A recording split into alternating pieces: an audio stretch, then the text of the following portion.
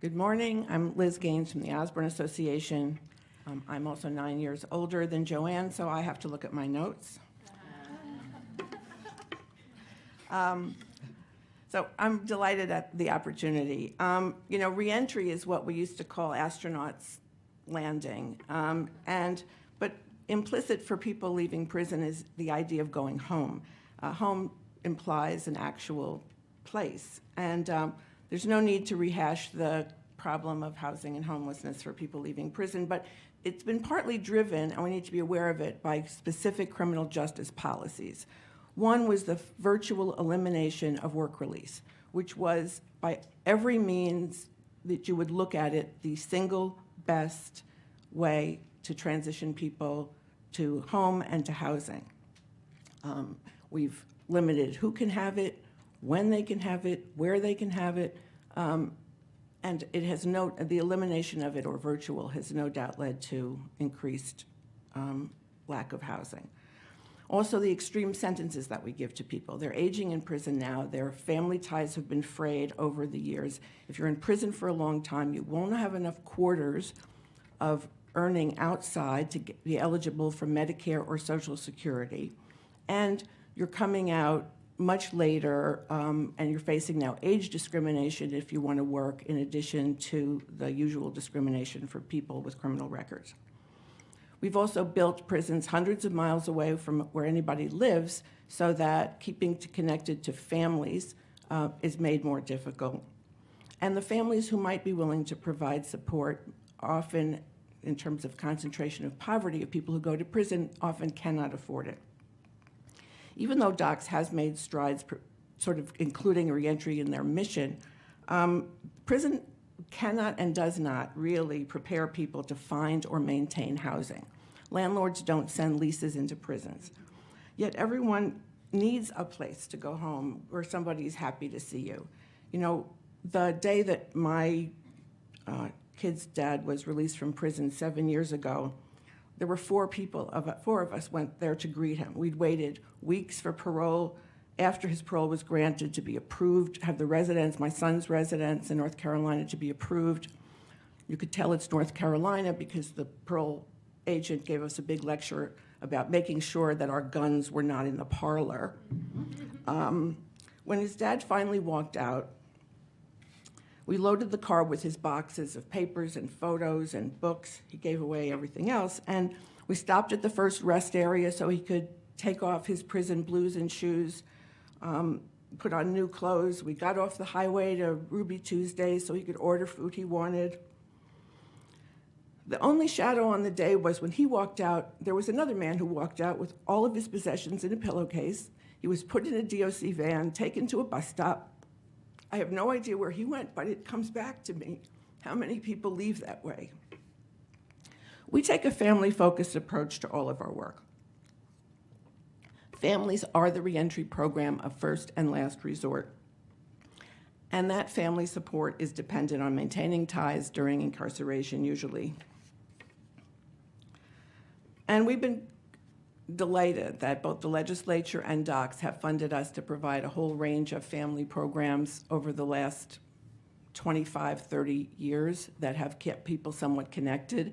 This year and last year, between the Assembly and the governor, we've added almost $500,000 for video visiting and other ways that we can keep people connected. But while many people can return to their families, many cannot go in the short term. And as Joanne points out, once they go into the shelter system, we've lost them. There has been this increase in focus on supportive and affordable housing, and that's part of the solution. Removing barriers for access to that, fine, great, and removing some of the barriers to living with family members, where we have a pilot so people might be able to return to NYCHA. But there does remain a critical and virtually unmet need for immediate transitional housing that can be accessed without going through and getting lost in the shelter, that focuses on reconnecting people with their families or connecting them to permanent housing while supporting their reentry needs. These are not emergency beds. An emergency is something that you don't anticipate. we anticipate very clearly, and we know exactly who's coming home, and we know whether they have housing or not. Parole has already checked that out. And they're still releasing 6,000 people a year to the New York City shelter system. So transitional housing has to be included. And the mental health world system funds mental health beds, and the substance abuse world funds drug treatment beds, and the homeless beds. But the criminal justice system does not fund transitional beds for people leaving prison. The agency formerly known as Parole, I believe, typically will fund 30, 50, 60, but it's not even close to what is our responsibility if we're going to lock people up to provide that transition.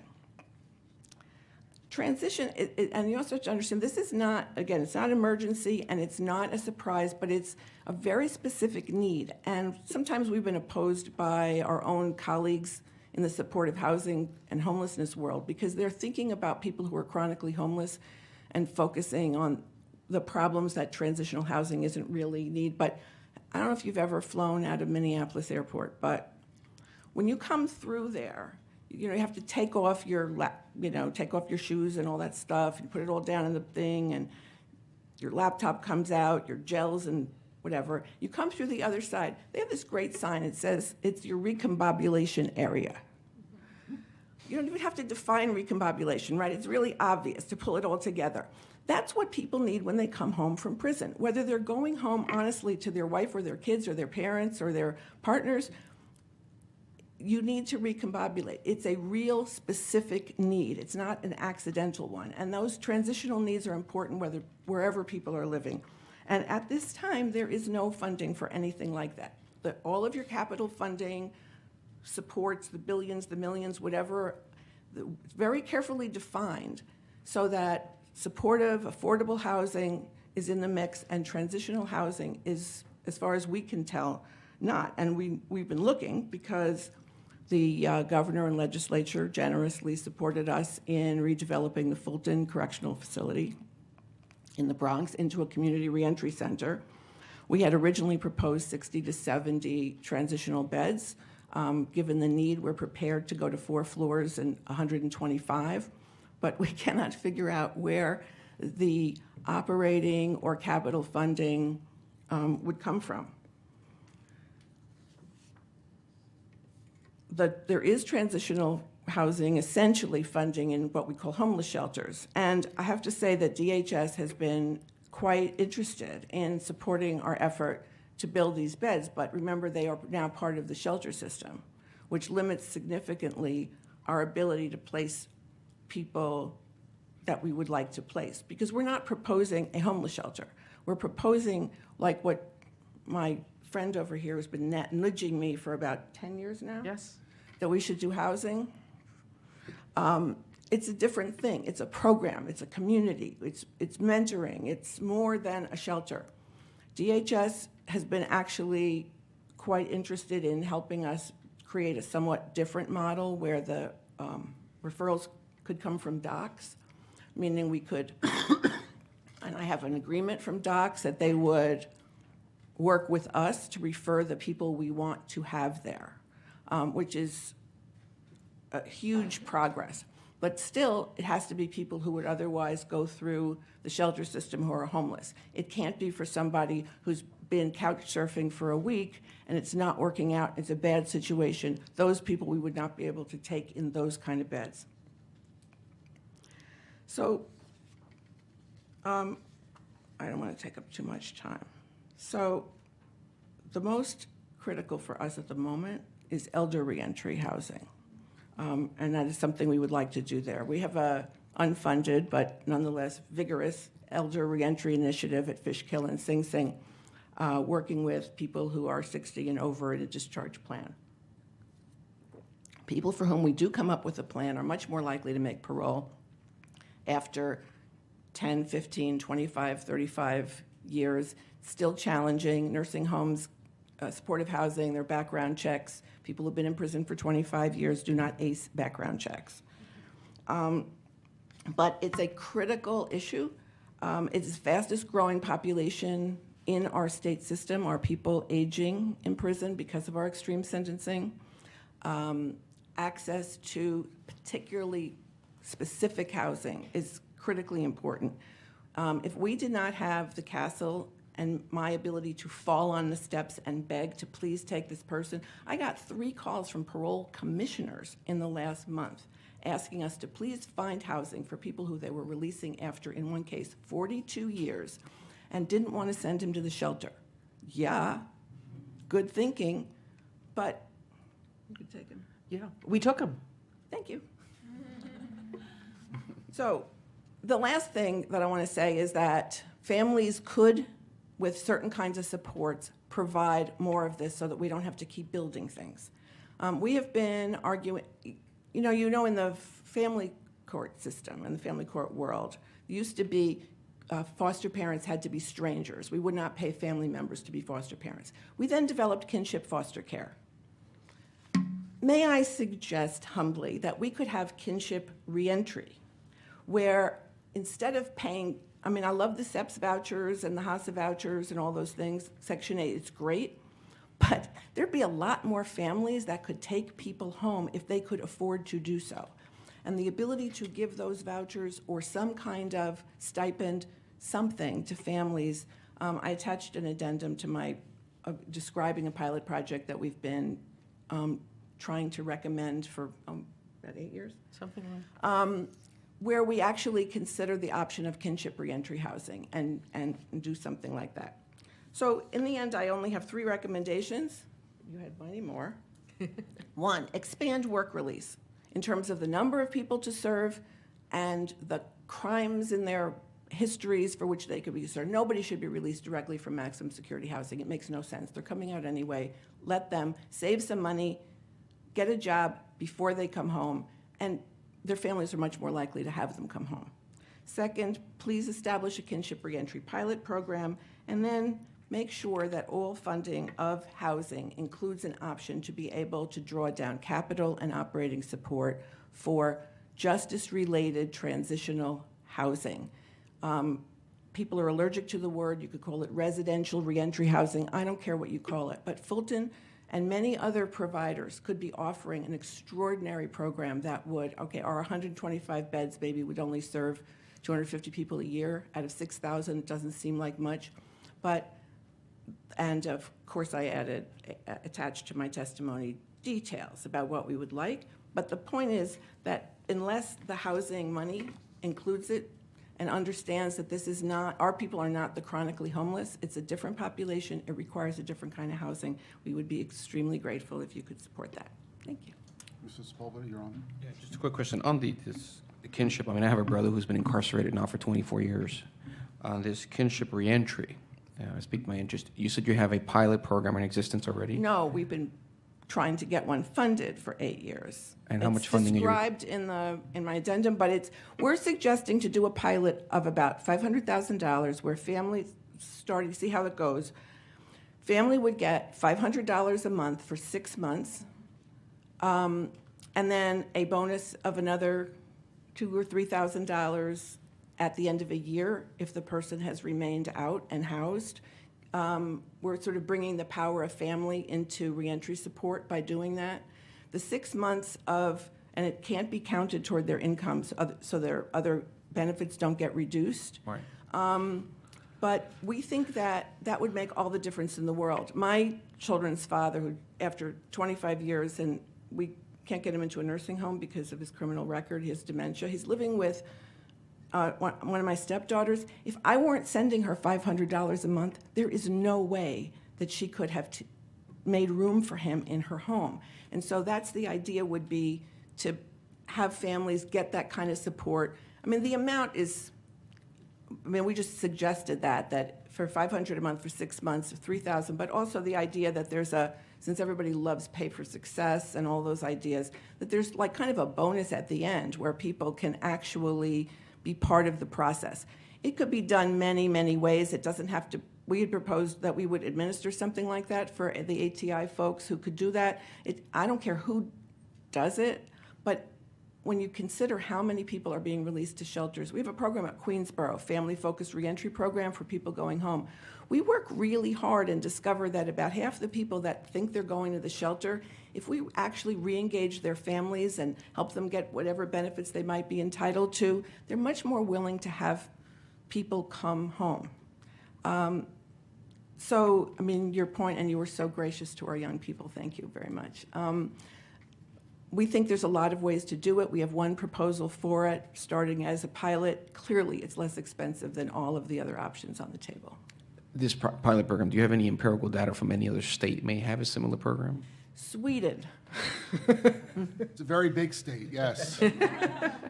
We have been looking, that's one of the reasons, everybody asks that question, and I have been looking, and I really don't understand. Well, I mean, when you consider that only 18 states have kinship foster care, it's not surprising. In Sweden, everybody who comes home gets a mentor family. If their own family isn't available, they'll pay some other family to do it, but they're socialists. Ms. Page, I have one question for you. I was a little surprised by a portion of your testimony about where we place some of this housing, because as you recall, when you attempted to move the castle into Community Board 9, there was intense vocal opposition from the community, believing that the Community Board 9 was saturated with social service providers and that they were required to take the brunt of all those social service providers. You were very fortunate in being able to overcome that local community opposition to move it in, but isn't that essentially what you said we shouldn't be doing? Because if you followed what you just said, then the community would have stopped the castle from coming into the community because they felt that it was putting more services and more people with needs on top of people with needs. So we were in a different time. Land was affordable throughout the city, and supportive and affordable housing was being built throughout the city. What we've seen with the explosion in price is that we're not seeing it being developed in other communities. We're seeing it all happening in the Bronx. And that I don't think is healthy. I think it should be throughout the city. When we had to deal with the community concern, we were able to do so very successfully by building trust. There was a person who was on the community board who actually was supportive of us. That would be me, yes, Indeed. that's correct. Indeed. And I was able to articulate that housing was different than social service provision and argued, ostensibly maybe a little bit stretching, that it was not a social service provider. But I hear you about that. But in the end, at the time, it may have been less expensive than things are now. I accept that. But if it would still seem to empower the NIMBY argument. I have nothing against the Bronx. I would say things are going pretty well in the Bronx these days, if you want my personal opinion. But, you know, obviously during that argument, the regular argument was, why don't you build this housing on Park Avenue, right? And the answer was, because anywhere on Park Avenue, even in the northern portions of it, it's too expensive to build this, right? So the argument was the same, the numbers are different, right? And so how do we fix that then? I think that there needs to be some help in meeting the cost of land in New York City so that affordable and supportive housing can be built throughout the city. I think that in terms of how the community concern was met, by the time we were ready to do our permanent housing, we decided to mix it so that it included affordable housing for the community. We have that same community board that opposed us helping us seek funding. So I think they love you now. I know they're loved, but I'm just wondering, you know, in my community, if you listen to the mayor says the only way to do that is to give tax breaks to landlords. And if a bill was put in front of me tomorrow that was just a tax break for a landlord to build supportive or affordable housing, I can assure you my community would go very angrily demanding that I vote against such a bill because they don't believe that landlords need tax breaks. So there's this balance that has to occur. It's just surprising from me to hear from you that argument when that was the argument that you faced in overcoming. And yes, you were assisted by me, but you were also brilliant in going forward from the moment you got the property to win the community over. I still don't know if you went to the community board now, which I no longer serve on, and said, we want to build another one 5 blocks away. You wouldn't hear the same exact arguments that we have enough of this kind of supportive housing in our community. So what we did, and we were advised to do so, is that we knew no community board would ever say, hooray, come on in. So we bought property that was owned as of right for this. I remember, yes. Okay, I don't think it's possible to do otherwise, but I think that unless there is some government funding support for acquiring land, you're going to see less and less of new supply coming in. And what's different now compared to 1998 when we bought that property is that there were fair share arguments that community, West Harlem, had with validity, but they were nowhere near as extreme as the ones we're seeing evolve in a very small handful of Bronx Well, I'm going to communities. give you an A+ for problem identification, and I'm not going to give you a grade for solution, because I'm not really clear on how you permit the community to be engaged and encourage them to share their opinion about those uses, because no one's going to want to have those uses. I'll get to you one second, Ms. Gaines. But the solution to how you fix that, other than throwing more money at it, is hard to do. We have that problem in my community now at 108th Street between Columbus and Amsterdam. There's parking garages that 600 people park their cars in, that are owned by the city of New York. The city announces, we're going to want to build supportive housing for the elderly. Well, that's great. I'm in favor of supportive housing for the elderly. Well, you should see my community is up in arms. They're not against supportive housing for the community, although yesterday, while petitioning, a woman who I've known for 20 years said to me, they're putting another housing project on 108th Street. So that's the one sort of thing that people are going to say. And I said, no, that's not what that is. But even that gets to be a fight. And communities want to feel empowered. And no one really wants to feel like they're constantly are the recipients of that. And just for the record, I live across the street from a housing shelter, and people come to me and say, you know what it's like to live across the street from a shelter? The answer is actually, yes, I do. I live across from the Ellington Hotel. Ms. Gaines, what did you want to say? Well, in defense of as a Bronx kid, I want to say that in order to get Fulton Correctional Facility, we got the support of every single elected official with any connection to our district.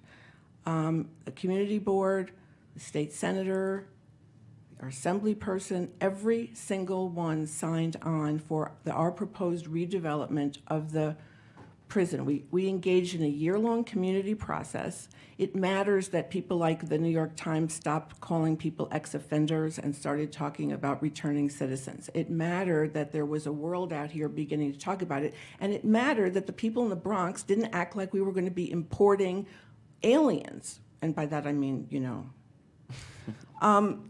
and we From Mars, you mean? Yes, Okay, exactly, right. or Okay. potentially Venus. And Okay. so that was a different response, and it was just 2 years ago. And the process, we asked them what they wanted, and both understanding that these are people who have families and returning to, we described in detail what we wanted to do. We got lots of feedback from them. They gave us their top 3 requests, and we are going to grant all of them: lights, cameras, and an internet cafe for their young people, because Starbucks ain't ever coming to Crotona Park. There is a process we can engage in. I would say that you're entirely correct in that there's messaging needs to be done, and language needs to be changed, and education needs to occur. I would say your recollection has a rose-colored rearview course it mirror, does. because I do recall a particular elected official from the Bronx who was putting a hold on the transfer of your property. I don't remember why or how. Until we pointed out that Senator Klein had actually signed the letter of support, which he had I forgotten. wasn't naming names, Ms. I Gaines. was. I was just saying that I was there when it was all about to collapse, right, around one person's opposition. And so in the end, Mr. Cipolla probably has some Bronx things to say. You're on, Mr. Bronx. Go Well, ahead. being from the Bronx and seeing how much of these housing, supportive houses have put there. We recently had a problem with Samaritan Village along the same lines. Part of the problem is that Samaritan Village, there was a discussion of this proposal with a couple of the electeds. They didn't reach out to all of the electeds, and certainly they didn't reach out to the community. So once the rumor got out, and it was created havoc. I mean, instantly we had about 600-700 people ready to rally and protest and do all kinds of things to prevent this type of supportive housing. What we did was we created a committee with several elected officials, including Senator Klein, and the residents that live in the surrounding area, to meet with Samaritan Village in the city of New York, to propose a plan that's palatable to everyone. The committee is still active. Now, you know, one of the things that they're asking for is some of the things that you said. They want a senior center, a tutoring center. You know, if you're going to develop this project, make sure that you provide other services. But the area where they propose it is a middle-class area. It's not an area that has a lot of poverty. It's one of the relatively wealthier areas, and by wealth I mean middle class. It wasn't in the area that has extreme poverty in my district, like West Farms.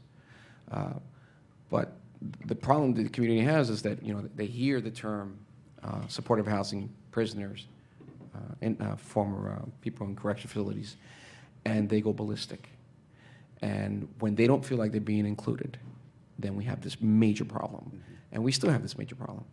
And when you have certain elected officials that I believe sometimes are pandering rather than looking out for the best interest, you know, I look at things like cost analysis. If you can prevent young men and women, if you can prevent people from being homeless so that there's no increase in recidivism, you're saving money for the state and you're saving money for the community. And so part of what always has to happen is that there has to be an outreach. Even before you do anything, you have to have an outreach to the community. So this is not a shock to the community. And so that's how we're handling this issue in the Bronx. There's still people who don't want it, and there's still people that tell me that if that goes up there, they're going to make sure I never get reelected. But that's par for the course. But you have to have immediate community involvement, community information, either through the community boards or otherwise, so that people can start a dialogue, can start negotiating with the providers, and possibly make this a more successful project. What we learned, if I may, is that you both need to be out in the community. You need to speak with anybody who wants to speak with you. You need to be immediately available. We still go to 6 meetings in the community every month, and have since we purchased the property. But the other piece, and I think Liz referred to it, and so did you, is you need to include things that that community wants and needs. For us, the breakthrough for our permanent housing, so that we went to have the kind of support we have, was that the community was losing housing to Columbia, and they needed affordable housing. So instead of saying, we don't want you here, what we heard after we'd built some trust was we need housing too. And the fact that we were doing mixed housing, both I think created a healthier building, and it made it one that the neighborhood wanted very badly. Yes, the castle was a great success. I'm putting Mr. Sepulveda in charge of getting rid of pandering politicians. On that note, let's have the next panel. Allison Wilkie, for Policy Director of the Prison Reentry Initiative at John Jay College, and Kristen Miller, Director, Corporation for Supportive Housing. Good morning. Good morning. Just state your name for the record. Sure. I'm Allison Wilkie. I'm the Policy Director at the Prisoner Reentry Institute at John Jay College of Criminal Justice. And I want to thank Assembly Members O'Donnell and Sepulveda for having this hearing and having it at this crucial moment. So the mission of the Prisoner Reentry Institute is to spur innovation and improve practice in the field of reentry. We do this through policy advocacy, through practice by managing and developing our own reentry programs, and also through partnerships and cultivating cross-discipline partnerships to address reentry issues. PRI has a multifaceted and multi-year focus on housing for the growing number of individuals who have criminal records. And our work really recognizes that there is a link between homelessness and incarceration, and that both have an impact on family preservation, on health and well-being, and on reoffending. And so working in partnership with other organizations, we're focusing on reducing barriers to obtaining and maintaining stable and quality housing for individuals with criminal records. We are exceptionally pleased that the New York State leadership has committed to 20,000 new supportive housing units over the next 15 years, and committed to 6,000 of those coming online in the next 5 years. And we applaud the governor's commitment to make sure that the criminal justice population is a target population for that housing. Ann Jacobs, who's the director of the Prisoner Reentry Institute, sat on the New York State Council on Reentry and Reintegration, which came up with that recommendation that the criminal justice population needs to be a target population. But at this moment, these bold commitments need action. We need an MOU to be signed between the legislature and the governor to make sure that these units can begin now, and the acquisition and development of these units starts now, and also that the criminal justice population really does become a target population for supportive housing. I think to understand the need for supportive housing, you have to understand a little bit about the barriers that people with criminal justice histories face in getting housing in all the other arenas that there are. So the Prisoner Reentry Institute for the past 2 years has coordinated a working group of advocates, of lawyers, of tenants concerned with the New York City Housing Authority's policies. As you may know, not only does the New York City Housing Authority limit admissions of people with criminal records for a certain number of years based on their conviction, but they also move to evict individuals who are arrested. So they're moving to evict current tenants based on an arrest. So this also often results in people with criminal records being banned for life from accessing public housing.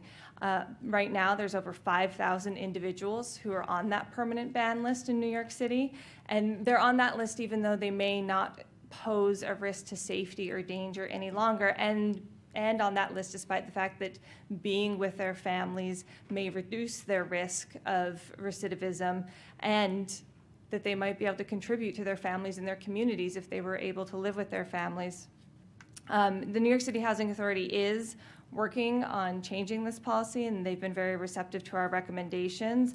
But even though they're working to change the policy, the number of termination cases has almost doubled in the first months of this year.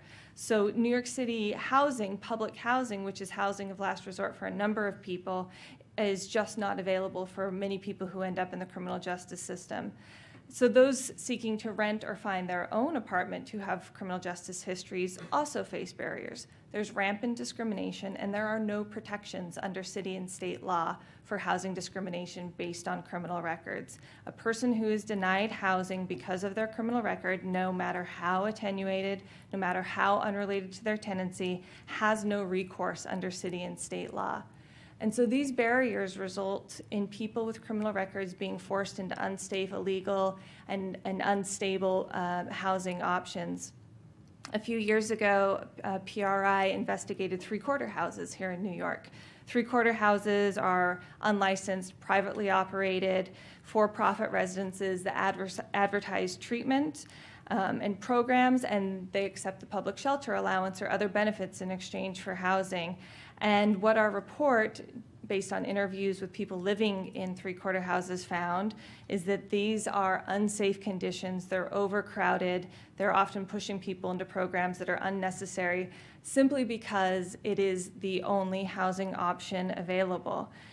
And the mayor has committed to addressing this issue. He formed a task force which has been trying to find these three-quarter houses, inspect the conditions there, and move people into permanent housing using vouchers. But as Joanne mentioned before, there are an increasing number of vouchers chasing a limited supply of permanent housing. And many of the people who are forced into three-quarter houses, and I say forced, but three-quarter houses are relied upon by transitional agencies, by the government, by parole, as the only housing option available, but the people who are forced into them often could use the type of services that are available through supportive housing. They need the deep services that can be found with supportive housing. And so even the city's efforts at addressing three-quarter houses are short-term at this point, and they acknowledge that there really needs to be a long-term effort to address the needs of formerly incarcerated. And those needs are deep. right? Many of the people involved in the criminal justice system have chronic behavioral and physical health problems, and that exacerbates the systemic barriers that exist. In fiscal year 2015, there were nearly 16,000 individuals released from the New York City Department of Corrections who had a BRAD H designation, which is a person who spent more than 24 hours in custody and who received ongoing treatment for mental illness while in prison, or who's been diagnosed with a serious and persistent mental illness. So the need is huge of people coming, exiting our jails and our prisons who have behavioral health needs. And within this, there's several special populations with a high crossover with the criminal justice system, including women and youth. Right now, PRI is engaged in understanding women in the New York City justice system. And some of our findings show that women in Rikers are actually more likely than men to fall under the BRAD H category, meaning they have mental illness and that they need ongoing treatment for. And in fiscal year 2015, there were 756 women who reported being homeless at the time of admission to Rikers, and over 2/3 of those women also were in the BRAD H category, so had mental health needs. Youth, as was mentioned, also have special housing needs, and particularly youth in foster care. Youth in foster care are more likely than other youth to become involved in the criminal justice system, and once they're involved in both systems, the foster care and criminal justice systems, they are more likely to penetrate deeper, meaning longer jail stays, more likely to actually get a prison sentence, and increased detention rates. So there's really an overwhelming need for supportive housing because it's designed specifically to serve high needs individuals. Supportive housing provides individual services based on the individual need, and as Trish Marsek testified, it's been effective in reducing jail stays, reducing shelter stays, and reducing the use of emergency services. And now, why the needs of the formerly incarcerated or people with criminal justice histories in supportive housing are similar to other populations served by supportive housing, and they have similar behavioral health needs, but there are some unique needs that need to be addressed specifically. They have an increased need for legal support, for forensic services, and also for addiction treatment. So there are some special needs that need to be put towards the criminal justice population. And unfortunately, past supportive housing efforts have really shortchanged those with criminal justice histories. So it's so important that they become a target population and that they're defined as a target population for these new units to make sure that their needs are addressed. We need an MOU to be signed today. The need is not going away. It's increasing, and there are just no other options for people with criminal justice histories. And so I urge the governor and legislature to come together and make sure that these commitments that have already been made are really seen through and that we have these new housing units available. Thank you.